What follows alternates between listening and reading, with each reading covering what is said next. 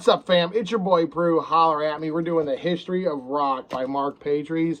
Love the setup. This is going to be a real short review because there's no way you can really talk about this book and review it. It's a biopsy of the history of rock. I will say a few positive things, but it's a solid 5 out of 5. I mentioned in another video, if you liked, I wanted to get more into rock music. I wanted to learn more about music history. And I did a book on the book of heavy metal, so I thought I'd do the next in the history of rock. The setup was quite awesome. It starts in the 50s, and then you get like a page or two of the big artist from the 50s. And then you move to the 60s, classic rock, punk rock, all that jazz. You know, it's really cool if you really are interested in rock. And there's just a little page and pictures of, like, I'm just going to say Led Zeppelin. You get to like page like 120 or whatever, and you're in the classic rock, the 60s and 70s era. And you're like, oh, you get a page on Led Zeppelin, and you can read about Led Zeppelin, you know, the Robert Plant, the best drummer in the world, John Bonham.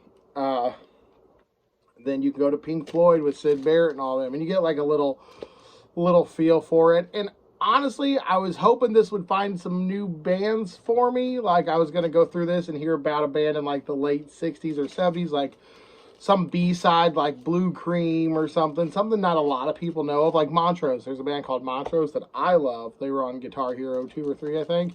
But everyone only knows that one song, so I was kind of hoping to find like a little, like, and just find a new band to listen to. But I did not. They stuck with this safe. I feel like this book played it safe, and that's good they did, because I'm not gonna lie, if I pick up a book about the history of music and I don't see John Bonham, I'm gonna be upset. But I really liked it. I really enjoyed it. It was a short. I read through this in like an hour, maybe 2. Like as you can see, the whole layout is Disco Fever. Then it goes into like a page about the Bee Gees. Then you go into New Wave, The Clash, AC/DC. You see how it is? It's just the 1980s, and then a timeline, and then you're going to get some bands from the 80s, Two-Tone, Depeche Mode, synth pop, stuff like that. And I know everyone who reads this will be like, oh man, they left out.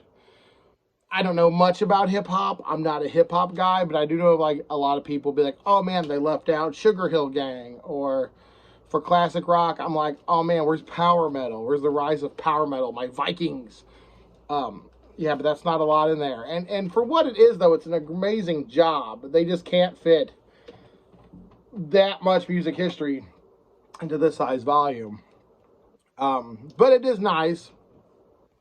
And if you have a specific genre or band you like, maybe check out a book on that specific genre or band. But like I said, this was a quick couple-hour read. I could just flow through it, look at the pictures, see like CBGB, some classic concerts, all this stuff. And I can learn a little bit about some of the bands I like AC/DC. I like AC/DC, but I don't know shit about them. Now I know a little bit more. And I'm happy with that. That's about where I wanted to be. I wanted to step up my game, but I don't want to run the Olympics yet. Solid layout, cool pictures. I checked this out from the library because I imagine this book's a little expensive. It doesn't tell me a price. But I imagine it's a little expensive, and this isn't something I'm going to look at on a day-to-day basis. This isn't a coffee table book, if you will. But I'm happy I checked it out. paytress did a great job on this. I think it was a fun, cool read, and you definitely could tell the guy was into the rock music by the bands that he picked. Also, of course, there's like Elvis and stuff. But layout's good, pictures are fun, and it's just a fun read. This has been your boy Prue, guys, and thanks for watching.